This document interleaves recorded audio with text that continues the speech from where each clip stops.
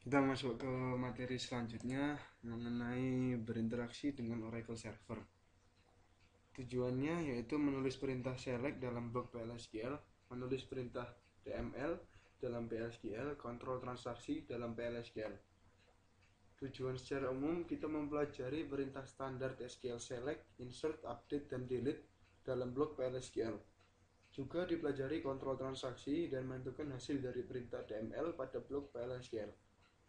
Perintah SQL dalam PLSQL mengambil isi data dari tabel menggunakan perintah select, membuat perubahan pada isi tabel dengan perintah DML, kontrol interaksi menggunakan perintah commit, rollback, atau save point, menentukan hasil perintah DML dengan atribut kursor secara implisit. Perintah SQL dalam PLSQL mengambil data dari tabel melalui perintah select. Cara penulisannya select listnya apa, into nama variabel name, record name, dari tabel apa, kondisi apa. Menampilkan data dengan menggunakan PLSQL. Kita menggunakan perintah select untuk mengambil data dari tabel. Keterangan pada cara penulisan select_list berarti sedikitnya satu kolom pada tabel. Atau tanda bintang untuk semua baris juga bisa berisi ekspresi, fungsi baris atau fungsi grup. Variabel name adalah variabel skalar yang menerima nilai. Record name, nama record PLSQL yang menerima nilai. Table, nama table yang datanya diambil. Condition terdiri dari nama kolom, ekspresi, konstanta, operator pembandingan termasuk variabel PLSQL, dan konstanta.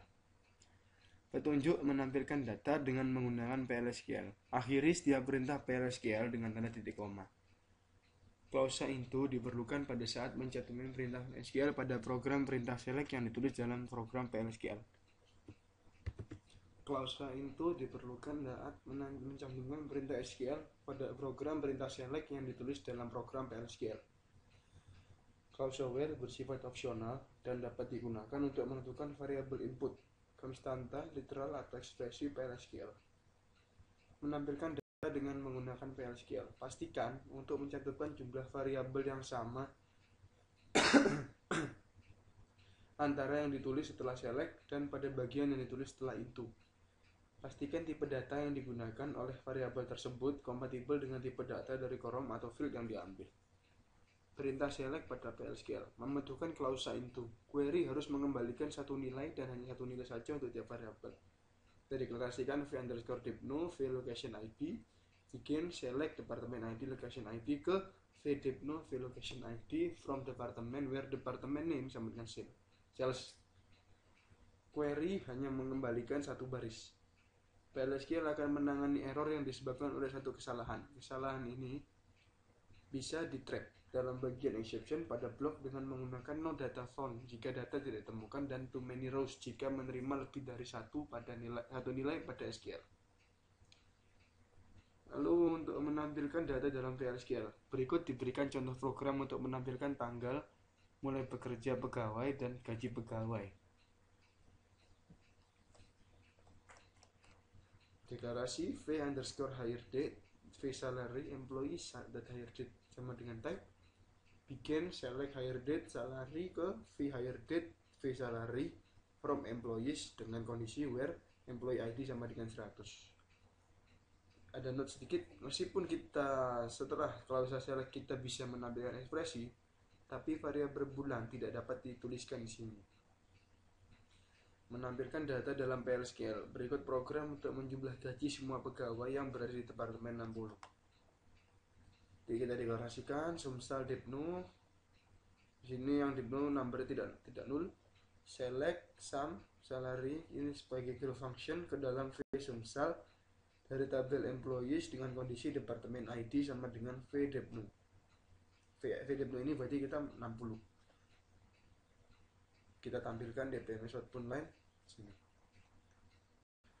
Kita tidak diperbolehkan mendefinisikan variabel dengan menggunakan kurung buka kolom kurung tutup persen tipe untuk menerima hasil dari fungsi sum atau count. Sebagai contoh, variabel vsum sal di atas tidak boleh dideklarasikan sebagai employees.salary percentile. Aturan penamaan declare hire date employees.hire date type sysdate hire date percent type employee ID employees.employee underscore ID percent type sama dengan titik 2 sama dengan 176. Dimulai bikin select hire date sysdate into hire date sysdate dari pegawai dengan kondisi employee ID sama dengan employee ID. Sini akan ada error yaitu exact fetch return more than request of number rows, berlebihan, nilainya berlebihan. Aturan penamaan, nama dari kolom field pada tabel tidak boleh sama dengan nama variabel lokal yang tercantum di klausa into maupun yang terlibat dalam kondisi yang ditulis pada klausa where. Seperti contoh, declare last name varchar 2 25 king. Bikin delete from employees where last name sama dengan last name. Manipulasi data menggunakan PLSQL.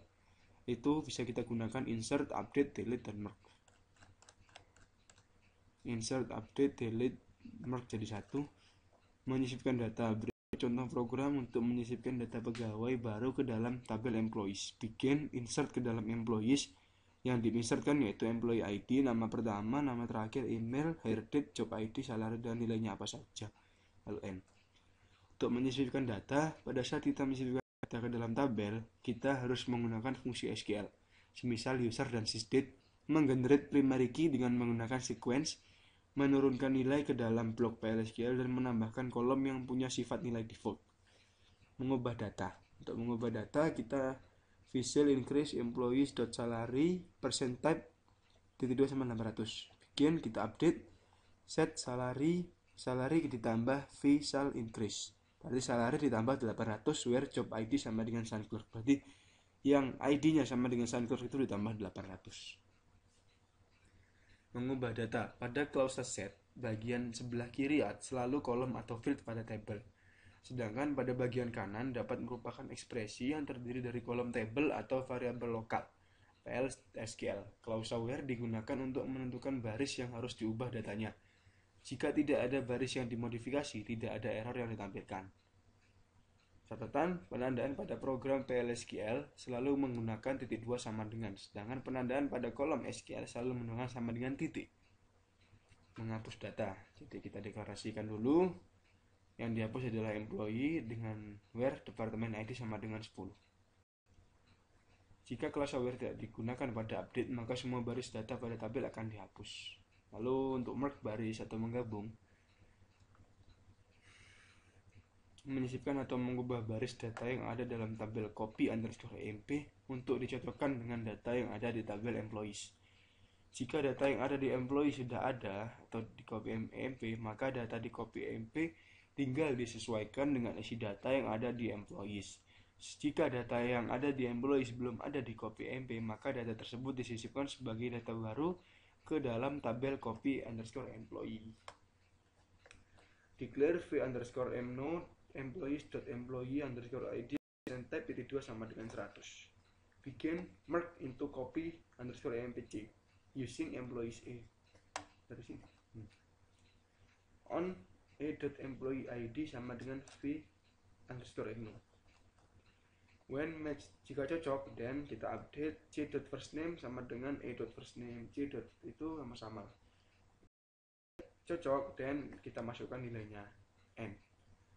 Untuk berikut contoh lain penggunaan merge itu kita mendeklarasikan mno employees.employee dengan mno-nya 100. Bikin, kita mergekan ke dalam copy empc dengan menggunakan employees A. On a.employee ID sama dengan vmno. Berarti a.employee ID sama dengan 100. Jika cocok, diupdate thread semua ini. Lalu jika tidak cocok, kita masukkan nilainya berapa. Jika terdapat kesalahan pada program PLSQL, bukan berarti perintah DML dan perintah lain pada program tidak dijalankan. Bagian lain yang tidak error dapat dijalankan dengan sukses. Aturan penamaan. Menggunakan aturan penamaan akan menghindari ambiguitas pada klausa where. Kolom tabel dan nama variabel harus memiliki nama yang unik dan tidak boleh sama.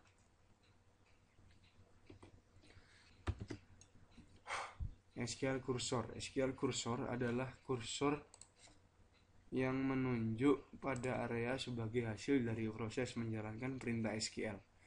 Ada dua tipe kursor, yaitu implisit dan eksplisit. Oracle Server menggunakan implicit cursor untuk melakukan parsing dan menjalankan perintah SQL. Explicit kursor adalah kursor yang secara eksplisit kita buat sendiri. Pada saat kita memberikan perintah SQL, Oracle Server akan membuka area di memori di mana perintah tersebut diparsing dan dijalankan. Area tersebut dinamakan kursor. Pada saat bagian yang bisa dijalankan dari suatu blok menjalankan perintah SQL atau PLSQL akan membuat implicit kursor, di mana akan dimanage oleh PLSQL secara otomatis, sedangkan explicit kursor dideklarasikan dan dibuat sendiri oleh programmer. Ini atributnya ada SQL %row count, SQL %found, SQL %not found, SQL %is open. Atribut SQL kursor. Atribut kursor memungkinkan kita untuk mengevaluasi nilai dari suatu perintah SQL. Kita bisa menggunakan atribut SQL %row count, SQL %found, dan SQL %not found pada bagian exception dari suatu blok. PLSQL tidak akan menampilkan suatu kesalahan jika perintah HTML tidak memberikan hasil apa-apa, tetapi bisa kita periksa dengan menggunakan atribut kursor.